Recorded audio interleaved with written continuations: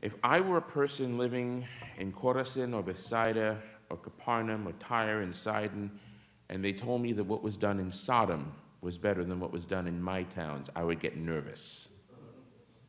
Very nervous. Because we all do remember Sodom and Gomorrah, don't we? Right? We heard about that in a couple of weeks ago. And how the Lord destroyed those cities for the lack of faith, for the pagan behavior that was going on. In essence, we could say that the people were sick.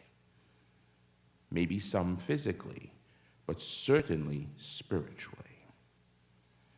They were spiritually sick.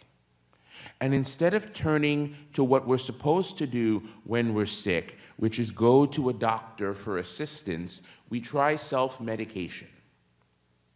We try to do everything in our power to avoid going to the doctor. Sound familiar? How many of us have children or grandchildren or nieces and nephews that every time you speak to them, they cough and sound like they're bringing up a third kidney? You need to get to the doctor. I'll be fine. I'll figure it out. I don't need that. And then you have the walk of shame as they go to the doctor. It's that turning of inward self that I want to talk about this morning, but in sense of spiritual nature. How many people are spiritually sick that walk with a disease that they don't even know?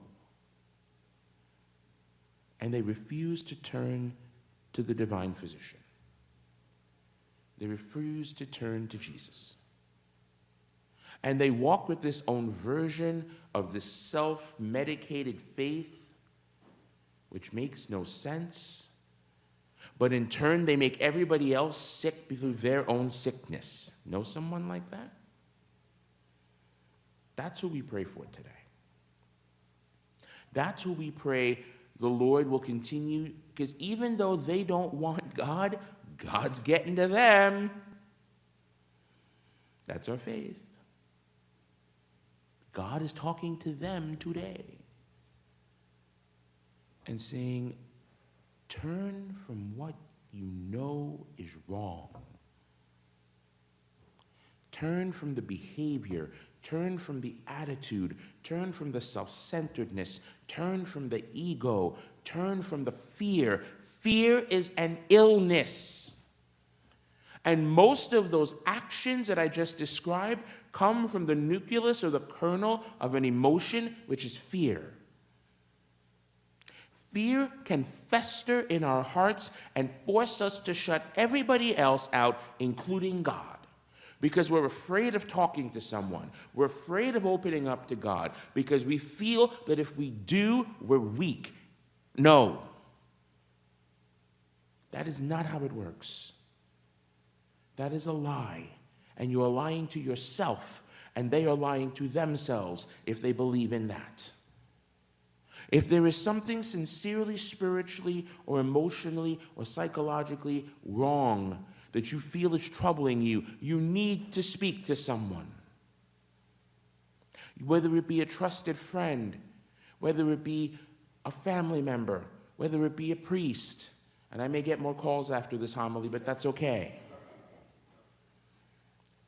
You need to speak to someone.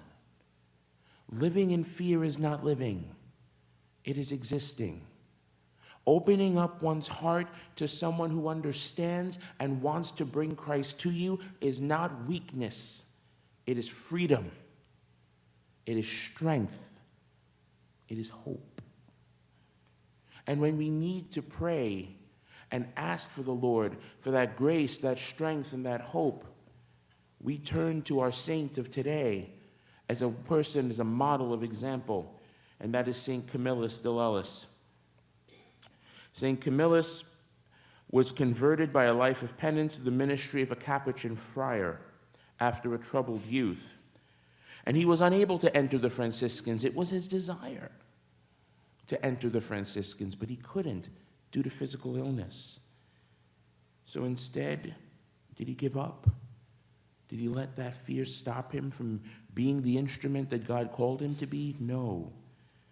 He sought employment at the San Giacomo Hospital in Rome. And Camillus found the nurses at the hospital lazy and inattentive to the sick. Sodom-like behavior. In 1582, he heard the call to found an order dedicated to the care of the sick, because according to the words of Camillus himself, in every sick person he found another Christ. Camillus died on this day, or really July 14th, but we celebrated St. Catherine of Tecumseh on Friday, in 1614. And he is the patron of the sick, of hospitals, and of nurses. Did you know that? Now you do.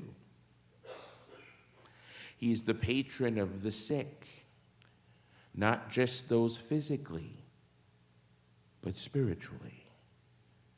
So all of us have someone to pray to St. Camillus to, don't we? Maybe that's our intention for today's Mass. Turn it away from ourselves. Let's not be Lot's wife and turn back to ourselves and turn into a pillar of salt that does nothing.